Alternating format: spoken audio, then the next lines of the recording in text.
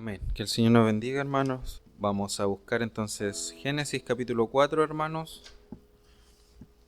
para continuar con nuestra serie expositiva de el Génesis. Entonces dice, en el nombre del Señor Jesucristo, y dice: conoció Adán a su mujer Eva, la cual concibió y dio a luz a Caín, y dijo: por voluntad de Jehová he adquirido varón. Después dio a luz a su hermano Abel. Y Abel fue pastor de ovejas, y Caín fue labrador de la tierra. Y aconteció, andando el tiempo, que Caín trajo del fruto de la tierra una ofrenda a Jehová, y Abel trajo también de los primogénitos de las ovejas, de lo más gordo de ellas. Y miró Jehová con agrado a Abel y a su ofrenda, pero no miró con agrado a Caín y a la ofrenda suya. Y se ensañó Caín en gran manera, y decayó su semblante. Entonces Jehová dijo a Caín: ¿por qué te has ensañado? ¿Y por qué ha decaído tu semblante? Si bien hicieres, ¿no serás enaltecido? Y si no hicieres bien, el pecado está a la puerta. Con todo esto, a ti será su deseo, y tú te enseñorearás de él. Y dijo Caín a su hermano Abel: salgamos al campo. Y aconteció que estando ellos en el campo, Caín se levantó contra su hermano Abel y lo mató. Y Jehová dijo a Caín: ¿dónde está Abel tu hermano? Y él respondió: no sé. ¿Soy yo acaso guarda de mi hermano? Y él le dijo: ¿qué has hecho? La voz de la sangre de tu hermano clama a mí desde la tierra. Ahora pues, maldito seas tú de la tierra, que abrió su boca para recibir de tu mano la sangre de tu hermano. Cuando labres la tierra no te volverá a dar su fuerza, errante y extranjero serás en la tierra. Y dijo Caín a Jehová: grande es mi castigo para ser soportado. He aquí, me echas hoy de la tierra, y de tu presencia me esconderé, y seré errante y extranjero en la tierra. Y sucederá que cualquiera que me hallare me matará. Y le respondió Jehová: ciertamente cualquiera que matare a Caín 7 veces será castigado. Entonces Jehová puso señal en Caín para que no lo matase cualquiera que lo hallara. Salió pues Caín delante de Jehová y habitó en la tierra de Nod, al oriente de Edén. Y conoció Caín a su mujer, la cual concibió y dio a luz a Enoc. Y edificó una ciudad, y llamó el nombre de la ciudad del nombre de su hijo Enoc. Y a Enoc le nació Irad, e Irad engendró a Mehujael, y Mehujael engendró a Metusael, y Metusael engendró a Lamec. Y Lamec tomó para sí 2 mujeres. El nombre de la una fue Ada, y el nombre de la otra Sila. Y Ada dio a luz a Jabal, el cual fue padre de los que habitan en tiendas y crían ganados. Y el nombre de su hermano fue Jubal, el cual fue padre de todos los que tocan arpa y flauta. Y Sila también dio a luz a Tubal-Caín, artífice de toda obra de bronce y de hierro. Y la hermana de Tubal-Caín fue Naamá. Y dijo Lamec a sus mujeres: Ada y Sila, oíd mi voz. Mujeres de Lamec, escuchad mi dicho, que un varón mataré por mi herida, y un joven por mi golpe. Si 7 veces será vengado Caín, Lamec en verdad 70 veces 7 lo será. Conoció de nuevo Adán a su mujer, la cual dio a luz un hijo, y llamó su nombre Set, porque Dios, dijo ella, me ha sustituido otro hijo en lugar de Abel, a quien mató Caín. Y a Set también le nació un hijo, llamado su nombre Enos. Entonces los hombres comenzaron a invocar el nombre de Jehová. Amén. Glorifiquemos al Señor. Gloria a Dios, gloria a Dios, gloria a Dios para siempre. Amén, hermanos. Que Que el Señor nos bendiga, que el Señor nos ayude. Entonces, seguimos con nuestra serie de sermones. Ya vamos por la misericordia del Señor en nuestro capítulo 4, en donde nos encontramos con la conocida historia, ¿cierto?, de estos dos hermanos, Caín y Abel. ¿Cierto? Muchos de nosotros, sin duda, yo creo que ya hemos escuchado esta historia, ¿cierto? Todos hermanos que realmente vinieron a ofrendar, ¿cierto?, al Señor, trajeron sus ofrendas. Y la verdad es de que una ofrenda agradó al Señor y la otra no. Amén. Pero hoy, hermano, abordaremos este capítulo, pero no para fijarnos simplemente en esta historia del asesinato, ¿cierto? Fratricidio, esa es la palabra, fratricidio, porque eso es cuando un hermano mata a su hermano. Así se llama, fratricidio. Entonces, no nos vamos a enfocar plenamente en eso, porque realmente todos entendemos rápidamente, ¿cierto?, esa parte de la historia. Pero la historia es mucho más profundo que eso, a la verdad. Inclusive toda la escritura, hermano, es tan profunda e insondable. Entonces, la verdad es que aquí comienza a desplegarse la realidad de lo que Dios había anunciado, hermano, en nuestro capítulo, ¿cierto?, 3, si no se recuerda, las simientes. Por eso ahí va el título, ¿cierto? No sé si se entiende muy bien. Dice Caín y Abel, dos simientes.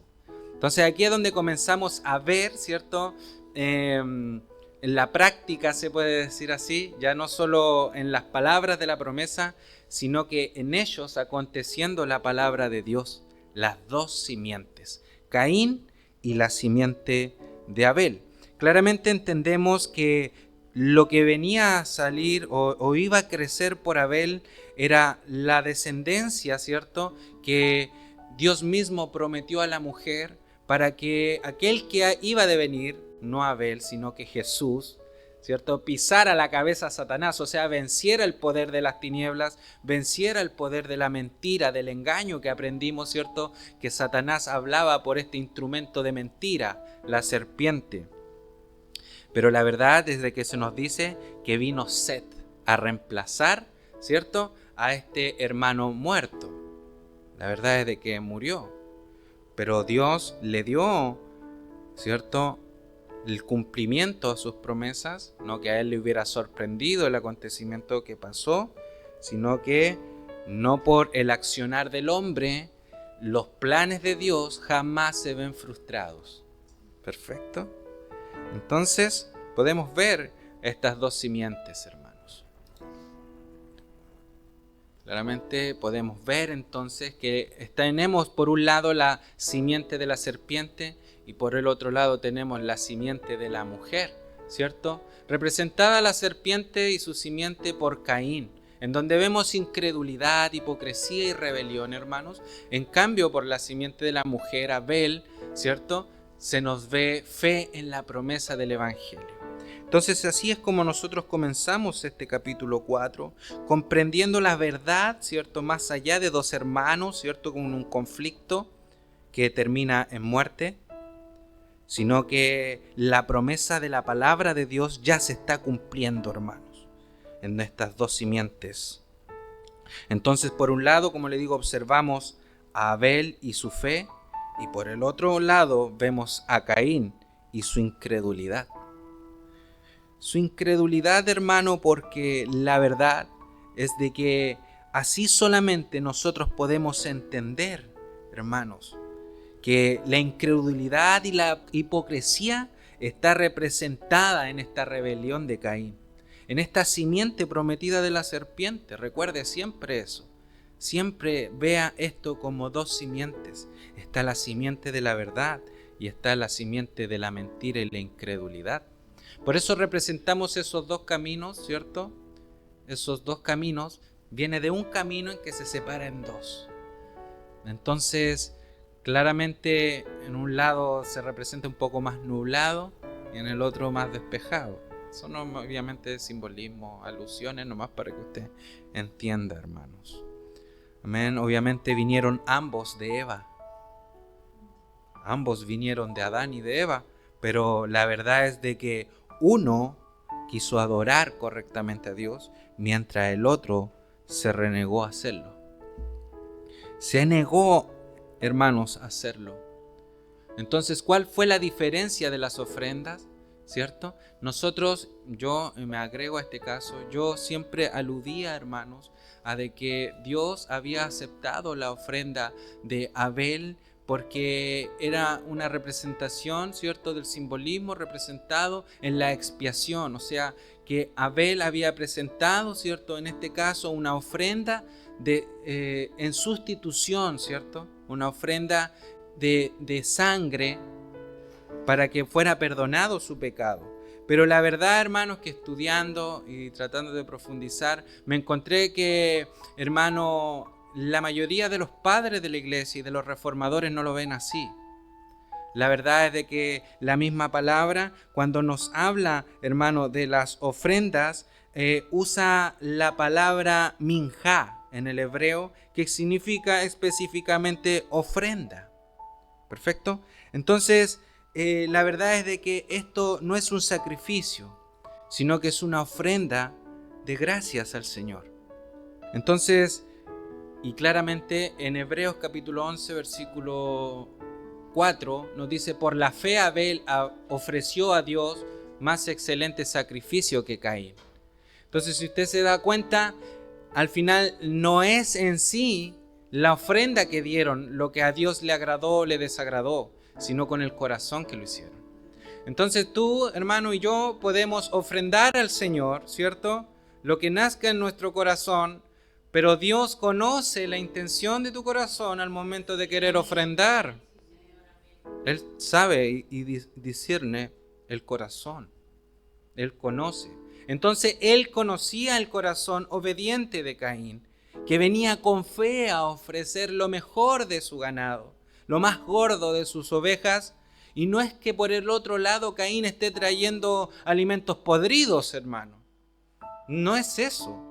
Él trae lo mejor de sus cosechas, pero en su interior realmente había hostilidad a Dios. Había, hermanos, incredulidad. Es por eso que cuando acontece todo esto, ¿cierto?, del rechazo de Dios a la ofrenda de Caín, su semblante se destroza, se cae, se derrumba, ¿cierto? Se derrumba. A todo esto, hermanos, reformadores como Calvino y Lutero hablan sobre esta idea de las ofrendas, así también los padres de la iglesia, Agustín de Hipona, Crisóstomo y Ireneo de León. Para que vea que el consenso, podríamos casi decir unánime, de la iglesia históricamente ha sido ver que la verdad es de que Dios le desagradó la ofrenda de Caín por su corazón y no por el tipo o el objeto de la ofrenda. Entonces, claramente, antes de Dios mirar la ofrenda, Dios miró tu corazón. Entonces, podemos vernos aquí que es importante no ver aquí una guerra en contraposición entre la carne del sacrificio contra el cereal, sino la fe contra la incredulidad.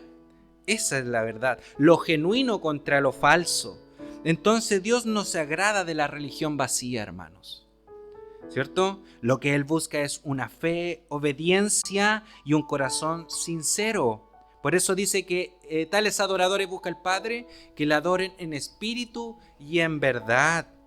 Lo que se refiere es que no debemos ser como aquellos que están, pero a la vez no están, ¿cierto? Con nuestra boca cantamos, con nuestra boca oramos, pero con nuestra mente estamos lejos.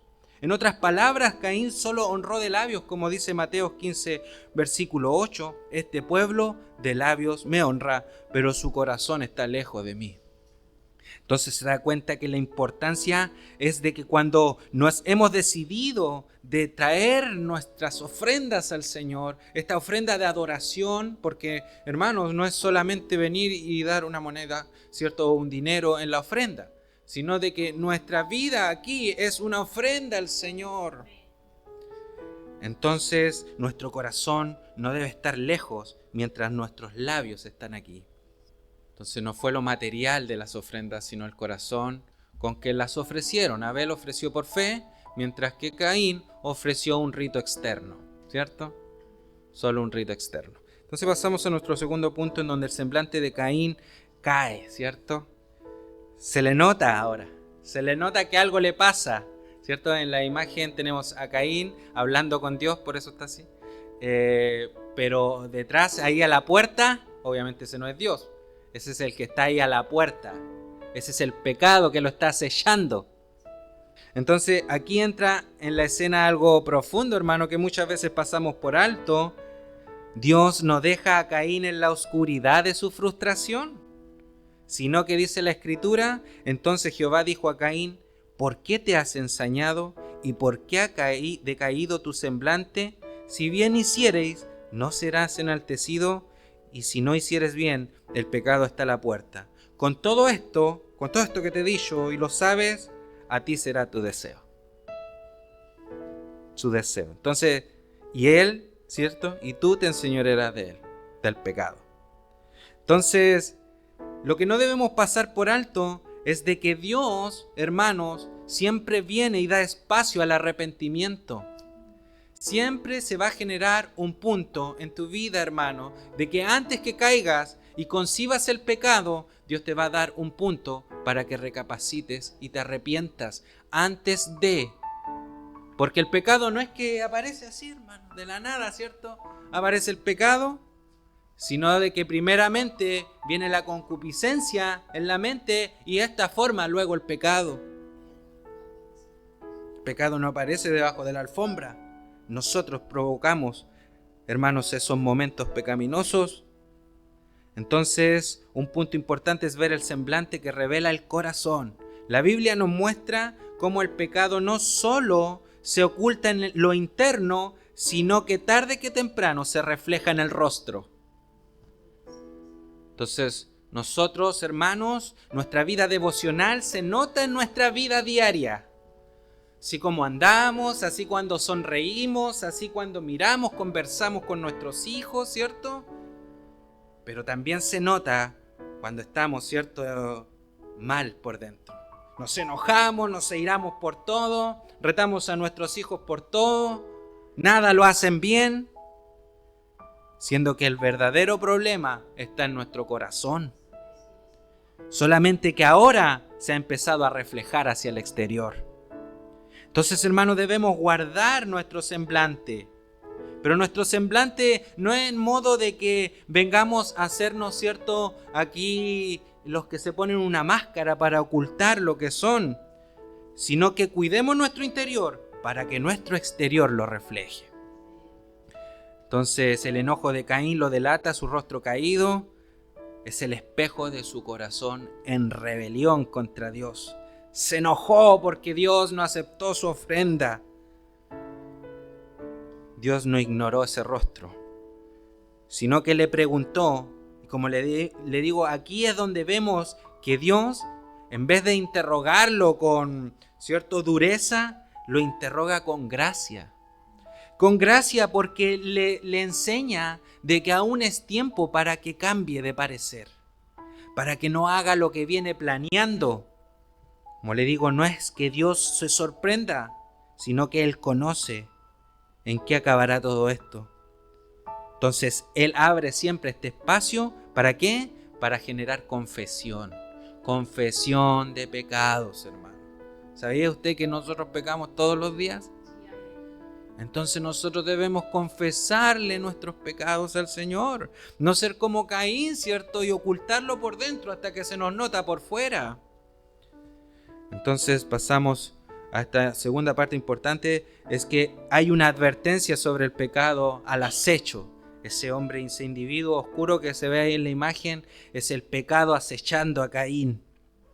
En cualquier momento lo hace caer.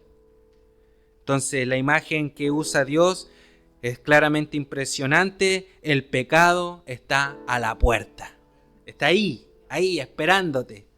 Te está esperando como león, ¿cierto?, para acecharte como el diablo mismo, buscando a quien devorar. El pecado es así. Está como una fiera ahí, agazapada claramente, lista para saltar sobre ti y hacerte pecar. El término hebreo sugiere algo semejante a una bestia salvaje esperando su presa. Eso está a la puerta. Eso es la alusión que se quería llegar a entender en este texto, de que el pecado estaba como una bestia salvaje esperando devorar a Caín. Esto revela entonces la naturaleza del pecado, que realmente no es pasiva. ¿Se recuerda que este varón Adán, cierto, fue pasivo? Bueno, el pecado no es pasivo. Y nosotros no nos hemos dado cuenta que nosotros muchas veces nos ponemos pasivos, pero esta es una guerra activa, una guerra espiritual activa, porque si el enemigo ha sido activo, nosotros no podemos dormir. Es activo, es agresivo y busca dominio. Debe y necesita, quiere controlarte el pecado. Entonces claramente podemos ver la responsabilidad del hombre en el sentido de las palabras de Dios hacia Caín, que debe dominar el pecado. Entonces, este, hermano, no es un misterio, pero es la verdad. Dios le dice a Caín que el pecado lo desea, quiere dominarte, pero al mismo tiempo lo llama a resistir el pecado. Esa es una declaración de la responsabilidad del hombre. Entonces, podemos ver algún escrito de Agustín de Hipona, un padre de la iglesia. Agustín de Hipona decía que veía aquí un reflejo del conflicto de la voluntad. El hombre, sin la gracia de Dios, es incapaz de dominar el pecado. Y podemos ver entonces que Caín no tenía este poder que tenemos los nacidos de nuevo, de poder tener ahora, con la potestad del Espíritu Santo en nosotros, la presencia de su poder dominar el pecado en el sentido de alejarnos y rechazarlo, porque lo odiamos, no nos deleitamos en el pecado. ¿Cierto? Señor nos ayude. Entonces esta es una advertencia y una invitación de fe a depender de Dios para poder resistir. Entonces no es que el hombre por sí mismo pueda resistir el pecado, porque si no, no necesitaríamos la gracia de Dios en el sentido salvífico, ¿cierto? Sino que el ser humano sin Dios podría venir por sus propios medios a Dios, pero no hay quien busque a Dios. Esa es la verdad. El corazón caído no busca a Dios hasta que Dios cambia tu corazón por uno de piedra a por uno de carne. Es cuando tus anhelos son cambiados y en vez de alimentarte del pecado, te alimentas de Él, de su Espíritu, de su palabra. Entonces podemos ver la misericordia en medio del rechazo. Claramente vemos de que Dios rechazó la ofrenda de Caín, pero Dios no lo desechó de inmediato a él. Le habló, lo corrige, le abre un camino para el arrepentimiento. Pero esto, hermanos, aparte de mostrarnos el carácter de Dios, nos muestra el carácter del ser humano sin Dios.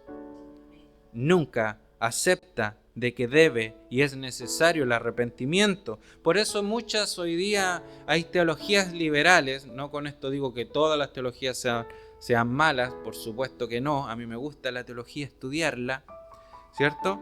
Pero la verdad es de que hay teologías, estudios de Dios de una visión liberal, en donde han hoy en día enseñado y enseñan de que el arrepentimiento no es necesario, porque Dios es amor. Pero la palabra nos enseña que el arrepentimiento no es opcional. Entonces, aparte de mostrarnos el corazón del hombre sin Dios, nos muestra el carácter de Dios, que es justo, pero también paciente, pastoral. Como dice Pedro en el Nuevo Testamento, en 2 de Pedro capítulo 3, versículo 9, el Señor es paciente para con nosotros, no queriendo que ninguno perezca. Entonces, este punto nos permite mostrar, ¿cierto?, que Caín no fue un pobre hombre incomprendido, ni una víctima de la preferencia divina de Dios ante Abel y no hacia él, sino un hombre confrontado con la gracia, advertido totalmente con claridad, se le dio el espacio para que se arrepintiera, sin embargo, prefirió quedar endurecido en su pecado. Véalo usted entonces hoy en día. Te le puede hablar a muchos del Señor, pero la gente siempre está llena de excusas. ¿cierto? Porque es como la tendencia del chileno. No sé si se ha dado cuenta, el chileno nunca dice que no. Entonces le dice, te invito a mi iglesia, sí, voy a ir. ¿Por qué no dicen la verdad? Sabe que no quiero ir a la iglesia. Porque es el chileno así, nunca dice que no. Pero la verdad es de que si ellos quisieran venir, vendrían. Si uno quiere ir al arrepentimiento, va, porque el Señor ha infundido la gracia. Pero si nosotros queremos quedar endurecidos en el pecado, ciertamente somos libres de hacerlo y por lo mismo somos juzgados. Son dos caminos paralelos, hermanos, en donde vemos la soberanía de Dios por un lado y la responsabilidad del otro lado, totalmente intactas. Solamente de que es un misterio de Dios cómo trabajan estas dos verdades en paralelo. Entonces los teólogos, ¿cierto? Y los grandes pensadores intentan concebir una realidad, pero la verdad es de que muchas cosas en la palabra son tan insondables que no las podemos explicar, porque cuando las intentamos explicar, o disminuimos de un lado o disminuimos del otro. Que el Señor nos ayude. Entonces, pasamos a nuestro tercer punto, en que en Abel tenemos al primer mártir de fe. Abel fue el primer mártir porque cuando vemos, ¿cierto?, su vida, él estaba entregando su ofrenda al Señor. Él nunca quiso, ¿cierto?, despreciar a su hermano. Nunca dijo, voy a llevar lo más gordo para mostrarle al Señor que yo soy mejor. En su corazón nunca estuvo eso, sino que solamente quería agradar a Dios porque Él es digno de ser adorado. Inclusive Jesús mismo en Mateo 23:35 llama a Abel como Abel el justo. Y Hebreo 11, versículo 4, dice que aún muerto Abel aún habla. Su testimonio, obviamente no su espíritu muerto, hermanos, ojo con eso. No vamos a malinterpretar la palabra pensando de que los muertos tienen cómo comunicarse con nosotros. Eso más es como una idea media demoníaca, ¿cierto?, media desvirtuada de la realidad. Sino de que su testimonio, aun cuando Él está muerto, aun su testimonio de vida habla a nosotros porque nos da un claro ejemplo de cómo debe ser un verdadero hijo de Dios. Entonces esto nos enseña, hermano, a nosotros como la iglesia en la actualidad, y nos recuerda que los descendientes de la simiente de la mujer, la simiente, entre comillas, para salvación, vamos a nombrarlo así, esta simiente no está exenta de sufrimientos y de persecución. Lo vemos desde un inicio, ¿cierto? La buena simiente, esta simiente que hasta para llegar a Jesucristo, podemos verlo en Abel, que fue muerto por la verdad, no por hacer mal alguno. Por lo tanto, hermano, cuando vengan tormentos a tu vida, hermanos, recuerda la palabra del Señor. Segunda de Timoteo capítulo 3, versículo 12, te dice, todos los que quieren vivir piadosamente en Cristo Jesús padecerán persecución. No dice algunos, dice todos, solamente que el tipo de persecución es diferente, hermano, en cada uno de nosotros. Por lo tanto, todos nosotros los que queramos vivir para Cristo, realmente padeceremos, hermano, en algún sentido, persecución espiritual. Entonces no debemos sorprendernos cuando la fe nos traiga o nos acarree a veces sufrimiento. Entonces Abel fue aceptado por Dios, pero rechazado por el mundo. Nosotros así debemos ser. A lo mejor nos pueden rechazar el mundo, nos pueden rechazar nuestros amigos en la actualidad, nos pueden rechazar en nuestros trabajos por no ser como ellos o no reírnos de sus barbaridades, pero la verdad es de que así debe ser una diferencia entre la simiente de la mujer y la simiente de la serpiente. Debemos quizás ser rechazados por el mundo, pero así solamente habremos sido aceptados por Dios. Entonces debemos recordar que no es la ofrenda, una vez más, lo que hace justo a Abel, sino la fe con la que hizo y entregó la ofrenda. Por eso Jesús le llama justo, no por la ofrenda, ¿cierto?, sino por su corazón al dar la ofrenda. Ya que mismo Romanos capítulo 3 versículo 20 sobre este tema nos dice ya que por las obras de la ley ningún ser humano será justificado delante de él, porque por medio de la ley es el conocimiento del pecado y no la justificación. Claramente esa última parte la añado como énfasis, ¿cierto? Gálatas 2 capítulo 16 también lo dice así, sabiendo que el hombre no es justificado por las obras de la ley, sino por la fe de Jesucristo. Nosotros también hemos creído en Jesucristo para ser justificados por la fe en Cristo y no por las obras de la ley, dice Pablo en Gálatas, por cuanto por las obras de la ley nadie será justificado. Entonces, la verdad, hermano, es que uno fue salvo, ¿cierto? Abel, aunque murió, fue salvo, y el otro fue maldecido. Entonces, aún así, en esta maldición, observamos el carácter paciente de Dios hacia los impíos, hermanos. ¿Cierto? La paciencia de Dios hacia los impíos. Entonces, una segunda maldición viene, hermanos, entonces sobre Caín. Ya no tiene solamente la maldición que se le dio a Adán y a Eva, sus padres, sino ahora que viene una segunda maldición sobre su vida, y esta vez afecta directamente la productividad de la tierra que ahora él quiera labrar, ¿cierto? Solamente toda la tierra que él quiera ahora trabajar, y sin duda fue un castigo severo, hermano, porque recuerde que él trabajaba la tierra, no era como su hermano que cuidaba el ganado. Entonces su trabajo, su fuente laboral fue maldita, hermanos, por su pecado.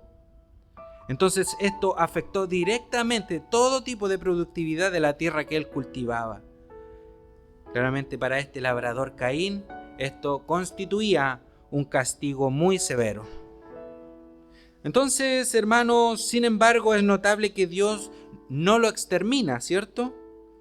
Realmente Dios, así como a Adán y a Eva, pudo haberlos extinguido o dado muerte en el instante.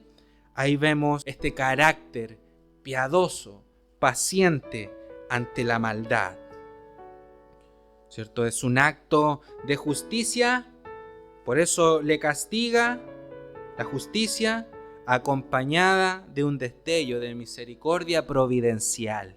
Entonces el Señor coloca sobre Caín una señal para evitar que otros lo maten. Porque sin duda, ahora que escuchó Caín, ¿cierto?, la sentencia, el castigo, le dice: Señor, ahora me matará cualquiera. ¿Cierto? Ahí sí escucha al Señor. Entonces, la verdad, hermanos, que esta protección no debe confundirse con gracia salvadora. Esta señal de protección que Dios le pone a Caín no es porque lo va a salvar, sino solamente en misericordia. Es providencia. ¿Para qué, hermanos? Para que en su vida él cargue con las consecuencias de sus pecados. Dios es justo. Eso es justicia. Es una muestra de la paciencia y la providencia divina que incluso en medio del juicio retiene la completa destrucción. Por eso Pablo a mí me encanta cuando dice en Romanos capítulo 9 versículo 22: y que si Dios, queriendo mostrar su ira y hacer notorio su poder, soportó con mucha paciencia los vasos de ira preparados para destrucción. ¿Qué podría decir usted hacia eso? ¿Le dirá el barro a su Señor: ¿por qué me has hecho así?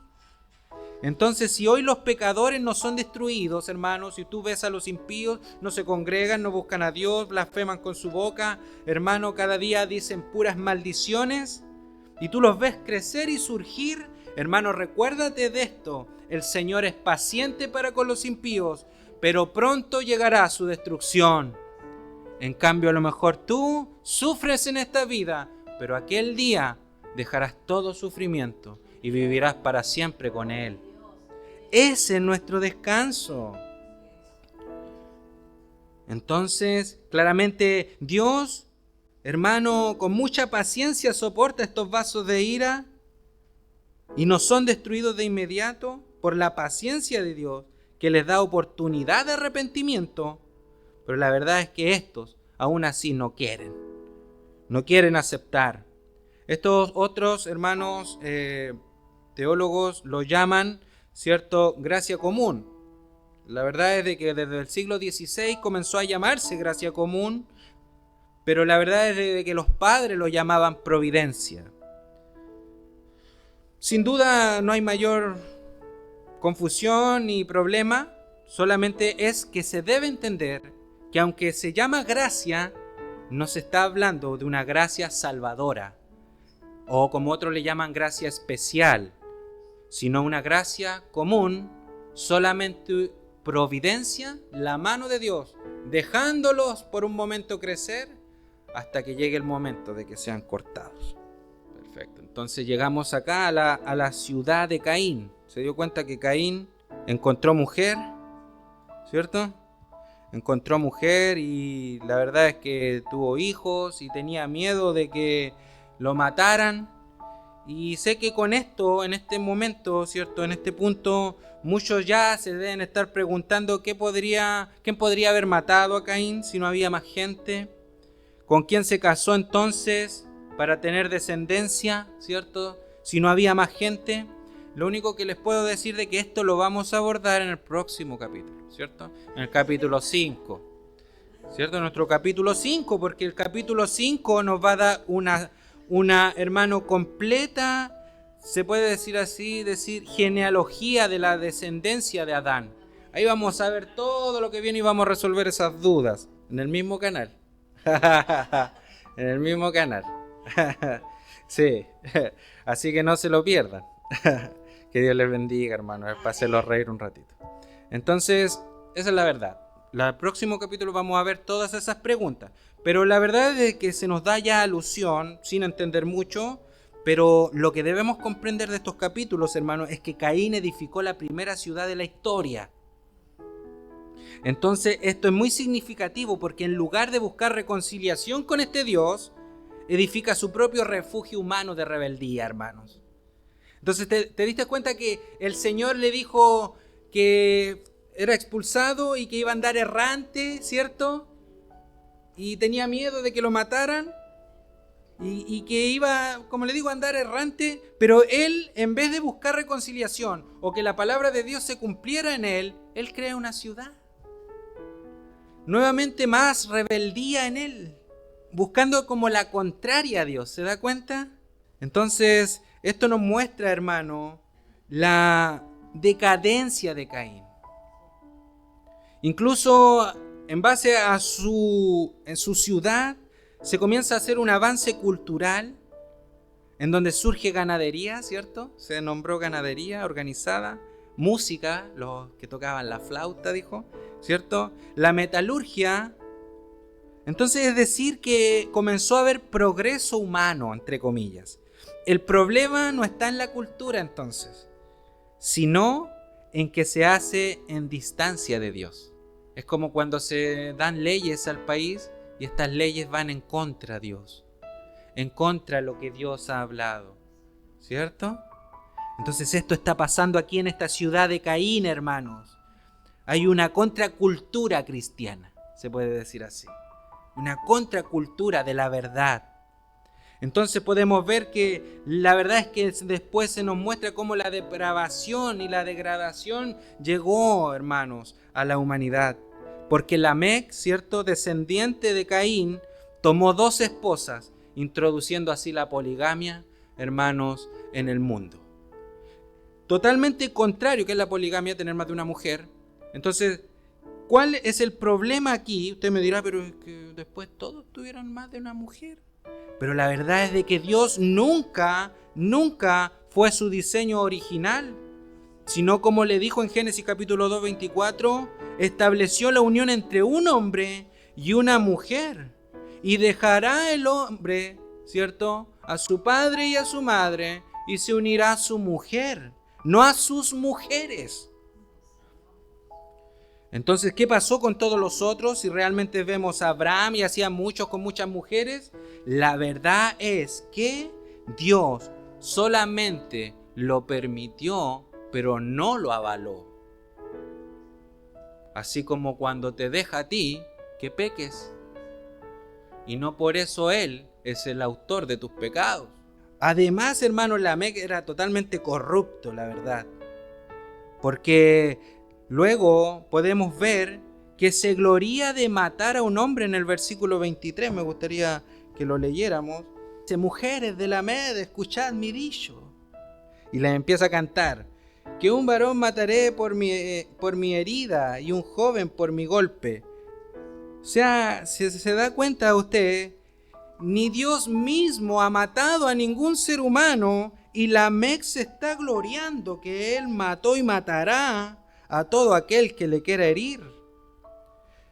Entonces, hermanos, podemos ver que este hombre está totalmente ya cerrado y endurecido a su maldad, mostrando una violencia vengativa. Es decir, mientras avanzan culturalmente, se corrompe moralmente.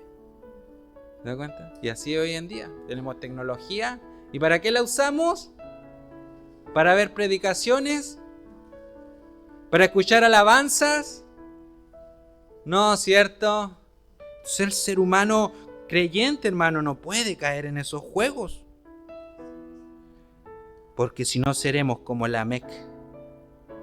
Su nombre se asocia a Melec, que significa rey sobre su tierra.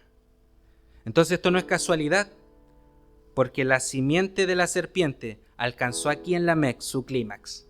Se completó ahí, no de que no haya más descendencia de la serpiente, sino de que ahí estaba totalmente mostrando al 100% toda su maldad del ser humano. Lamec, hermano, concentra todo el espíritu de Caín y lo multiplica. Toma para sí 2 mujeres, como un rey que se cree derecho a poseer lo que quiere, desafiando abiertamente el diseño de Dios. Luego su canto, que se convierte en violencia y en poesía.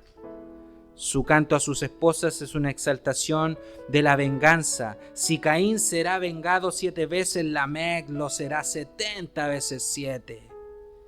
Eso no lo dijo Dios, lo dijo Lamec. Un corazón totalmente endurecido a su rebeldía, hermanos. Es como aquellos ateos que dicen que si existe un Dios, entonces que me mate en este momento. La verdad es que Dios no está para los mandados de los hombres. Pero llegará aquel día en que todos tendremos que dar cuenta. Entonces aquí ya no es Dios quien protege al pecador, sino que bajo los dichos de Lamec es Él mismo quien cubrirá sus espaldas. No necesita a Dios, en otras palabras. Él es su propio juez, Él es su propio Dios, Él es su propio vengador. Entonces así la cultura moderna, llena de entretenimientos, de filosofías huecas, de tecnología, pero muchas veces todo esto se ha vuelto un enemigo de Dios. Esto lo vemos en las ciudades bíblicas como Babel, Sodoma, Nínive y Babilonia, y todos los símbolos de la descendencia de la serpiente. Entonces, hermanos, ¿debemos conformarnos a este siglo? No nos conformemos a este siglo, ni a la cultura actual. No todo avance es bendición.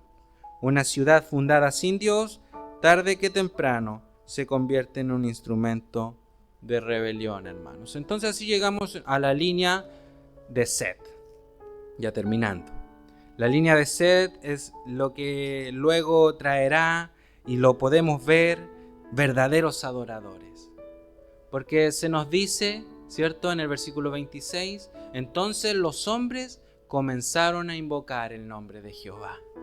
Entonces, mientras otros estaban generando sus ciudades, haciéndose sus propios dioses, pasándola super happy, ¿cierto?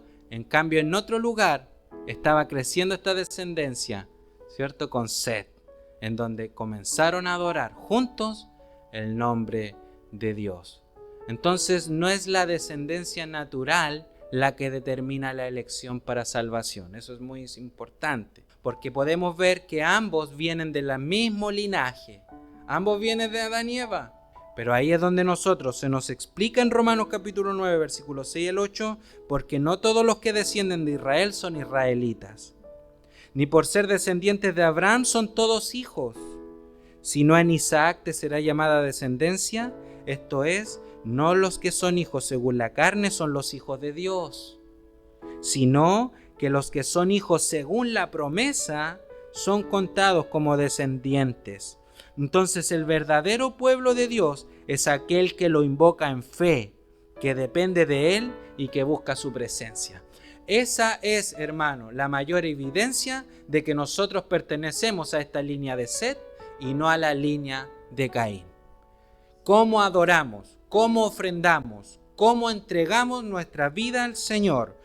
Entonces la aplicación es que nuestra identidad, hermano, no está en la sangre. La identidad no está en la cultura. La identidad no está en la tradición, sino en pertenecer a la línea de los que invocan el nombre de Dios. Entonces así terminamos, ¿cierto? Y concluimos que existen dos caminos, ¿cierto? Y refiriéndose a las simientes, ¿ok? Porque la verdad es de que hay un camino que lleva a la vida. Pero me refiero a las simientes que se dividen como dos caminos. El camino de Caín, que podemos ver la religión sin fe. Ojo con eso, porque hoy en día, no digo que acá, pero hay mucha religión sin fe, cultura sin Dios, violencia y orgullo. En cambio, por el otro lado vemos el camino de Abel y Set, en donde vemos la fe en la promesa, invocación del nombre de Jehová y adoración genuina. Entonces la pregunta queda de cajón: ¿en qué camino estás tú? Recuerda siempre que solo en Cristo podemos ser aceptados ante Dios.